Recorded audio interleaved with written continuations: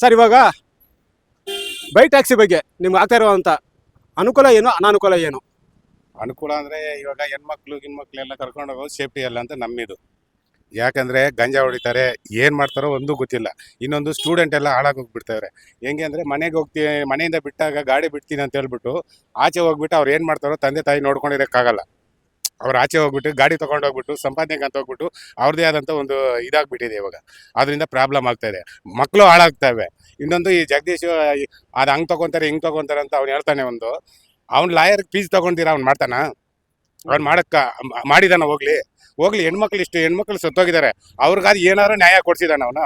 ಏನೂ ಇಲ್ಲ. ಆಟೋವ್ರ ಬಗ್ಗೆ ನೀವು ತಗೊಂತೀರಾ ಅಂತಾರೆ. ನಾವು ಡೈರೆಕ್ಟ್ರಾಗಿ ಕೇಳಿ 10 ರೂಪಾಯಿ ಜಾಸ್ತಿ ಕೊಡಿ ಅಂತ ಕೇಳಿ ತಗೊಂತೀವಿ. ಇವ್ನು ತಗೊಂತಾನ ಆ ಥರ?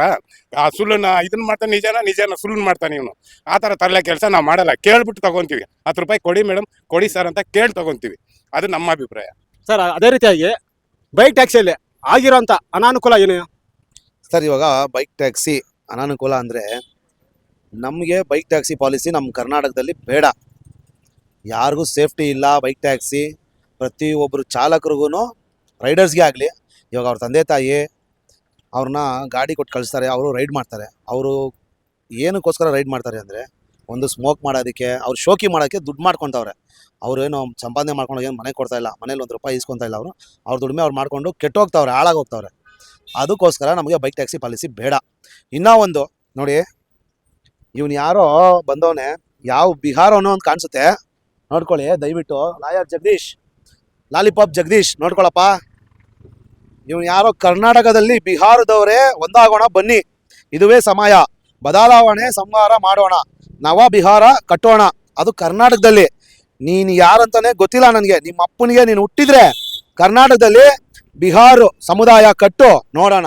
ನಿನ್ನ ಕೈಯಲ್ಲಿ ನಾವು ಚಾಲೆಂಜ್ ಮಾಡ್ತೀವಿ. ಆಟೋದವರೆಲ್ಲ ಬಿಹಾರ ಸಮುದಾಯ ಕಟ್ಟೋಣ ಅಂತ ಹೇಳ್ತಾ ಇದೆಯಲ್ಲ, ನಿಮ್ಮ ಅಪ್ಪನಿಗೆ ನೀನು ಹುಟ್ಟಿದ್ರೆ ಕಟ್ಟೋ ನೋಡೋಣ. ನಮ್ಮ ಕರ್ನಾಟಕದಲ್ಲಿ ನೀನು ಬಿಹಾರ ಸಮುದಾಯ ಕಟ್ಟು. ನೀನು ಅವಾಗ ಕರ್ನಾಟಕದಲ್ಲಿ ಇರ್ತೀಯಾ ಇಲ್ವಾ ಅನ್ನೋದು ನಾವು ತೋರಿಸ್ತೀರಿ. ನಮ್ಮ ಕನ್ನಡಿಗರ ಪವರ್ ಏನಂತ ನಾವು ತೋರಿಸ್ತೀರಿ. ನಮ್ಮ ಸಂಘಟನೆ ಕಡೆಯಿಂದ ನಮ್ಮ ಎಲ್ಲ ಕರ್ನಾಟಕದವರು, ಕನ್ನಡಿಗರು ಪ್ರತಿಯೊಬ್ಬರೂ ನಿನಗೆ ಪಾಠ ಕಲಿಸಿಲ್ಲ ಅಂದರೆ ಕೇಳ್ಕೊ. ನಿಮ್ಮ ಬಿಹಾರದವರು ಕರ್ನಾಟಕ ಬಿಟ್ಟು ಹೋಗ್ಬೇಕು, ನೀನು ಸಮುದಾಯ ಕಟ್ತೀಯ ಅಂದರೆ ಕರ್ನಾಟಕ ಬಿಟ್ಟು ಹೋಗ್ಬೇಕು. ಆ ಥರ ಬುದ್ಧಿ ನಾವು ಕಲಿಸ್ತೀರಿ. ಸರ್ ಅದೇ ರೀತಿಯಾಗಿ ನಿನ್ನೆ ಯೂಟ್ಯೂಬಲ್ಲಾಗಲಿ ಮತ್ತು ಫೇಸ್ಬುಕ್ಕಲ್ಲಾಗಲಿ ಈ ಲಾಯರ್ ಜಗದೀಶ್ ಅವರು ಅಂದ್ಬಿಟ್ಟು ಒಂದು ವಾಕ್ಯನ ಮಾತಾಡಿದ್ದಾರೆ ಡ್ರೈವರ್ಗಳ ಬಗ್ಗೆ. ಅದ್ರ ಬಗ್ಗೆ ನಿಮ್ಮ ಅನಿಸಿಕೆ ಏನು ಸರ್? ಸರ್ ಅವರು ಆ್ಯಕ್ಚುಲಿ ಹೇಳ್ಬೇಕಂದ್ರೆ ಲಾಯರ್ ಜಗದೀಶ್ ಅಲ್ಲ, ನಾಲಾಯಕ್ ಜಗದೀಶ. ಅವನು ಹೇಳ್ಬೇಕಂತಂದ್ರೆ, ಅವನು ಲಾಲಿಪಾಪ್ ತಿನ್ನೋಷ್ಟು ಚಿಕ್ಕ ಮಕ್ಳಿಗೂ ಹೇಳ್ಬೇಕಂದ್ರೆ ಪಾಪ ಅವ್ರ ಮಾನ ಮರ್ಯಾದೆ ಹೋಗ್ಬಿಡುತ್ತೆ. ಅಷ್ಟಕ್ಕೂ ನಾಲಾಯಕ್ ಲಾಯರ್ ಅಂತ ಹೇಳ್ಬೇಕು. ಇವನು ಲಾಯರ್ ಅಲ್ಲ, ಬಿಗ್ ಬಾಸ್ ಇಂದಾನು ಹುಚ್ಚ ಅಂತ ಹೇಳ್ಬಿಟ್ಟು ಓಡಿಸ್ಬಿಟ್ಟವ್ರೆ. ಆಲ್ರೆಡಿ ಕೊಡಿಗೆಹಳ್ಳಿನಲ್ಲಿ ಹುಚ್ಚ ಅಂತ ಹೇಳ್ಬಿಟ್ಟು ಅದೇನು ಅವನ ಕೈಯಿಂದ ಹುಚ್ಚ ಅಟಿಸ್ಬಿಟ್ಟವ್ರೆ ಪಾಪ. ಈಗ ರಾಜಕಾರಣಿಗಳ ಬಗ್ಗೆನೂ ಮಾತಾಡ್ದ, ಅವರು ಚಪ್ಪಲಿ ತಗೊಂಡು ಹೊಡೆದ್ಬಿಟ್ಟು ಕಲಿಸಿದ್ದಾರೆ ಆಲ್ರೆಡಿ. ಈಗ ಲಾಯರ್ಗಳು ಅವರು ಕೂಡ ಕೋರ್ಟಿಂದ ಆಲ್ರೆಡಿ ಬಹಿಷ್ಕಾರ ಕೊಟ್ಬಿಟ್ಟವ್ರೆ, ಉಗಿದ್ಬಿಟ್ಟು. ಈಗ ಆಟೋ ಡ್ರೈವರ್ಗಳ ತಂಟೆಗೆ ಬಂದವನೇ. ಈಗ ಒಂದೇ ಒಂದು ಎಕ್ಸಾಂಪಲ್ ಕೇಳ್ತೀನಿ. ಇವನೊಬ್ಬ ಗುಬಾಲ್ ನನ್ನ ಮಗನೇ ಅನ್ಕೋಬೇಕಿನ್ನ. ನೋಡಿ, ಮಂಜುಳಾ ಅಂತ ಹೇಳ್ಬಿಟ್ಟು ಒಂದು ಇನ್ಸ್ಟಿಟ್ಯೂಟ್ ಅಡ್ಮಿನು ಮಂಜುಳಾ ಮೇಡಮ್ ಅಂತ ಹೇಳ್ಬಿಟ್ಟು, ಇವರು ಎಲೆಕ್ಟ್ರಾನಿಕ್ ಸಿಟಿ ರೋಡಲ್ಲಿ ಆಕ್ಸಿಡೆಂಟ್ ಆಗಿ ಸತ್ತಿರೋದು ಈ ಅಮ್ಮ.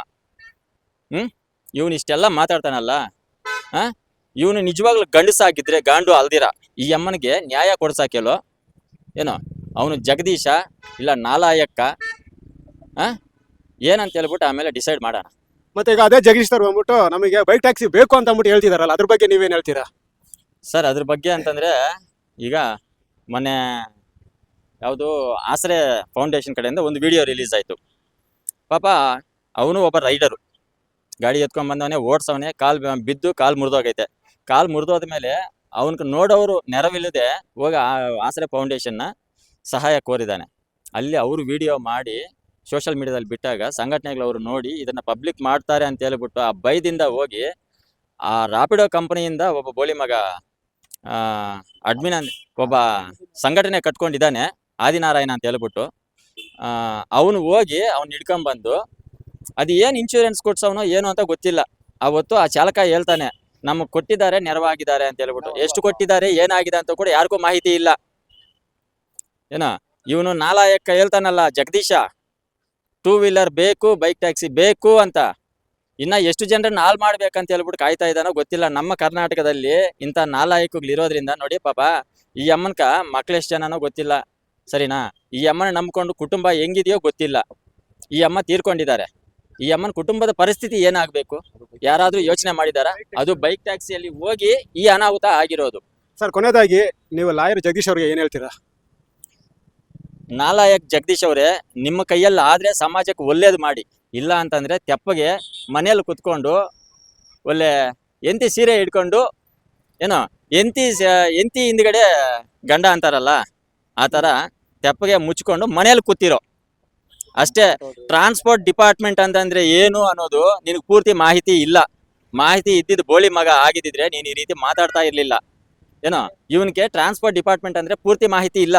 ಹಾಗಾಗಿ ಒಳ್ಳೆ ಎಣ್ಣೆ ಕುಡಿದಿದ್ದು ಕೋತಿ ತರ ಆಡ್ತಾವನೆ. ಇಷ್ಟೇ ಹೇಳಕ್ ನಾನು ಬಯಸ್ತೀನಿ.